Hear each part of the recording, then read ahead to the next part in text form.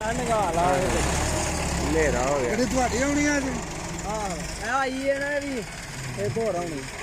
ਇਹ ਵੀ ਲੈਣੀ ਇੱਥੇ ਹੀ? ਹਾਂ ਮੇਰਾ ਭਾੜੀ ਇਹ ਜੇ ਮੈਂ ਰੇੜੀ ਹੈ ਰੋਕਦੀ ਨੇ ਕੱਟ ਪੀ ਵਾਲਾ ਨੇ ਫਿਰ ਆ ਟੱਪੀ ਨੇ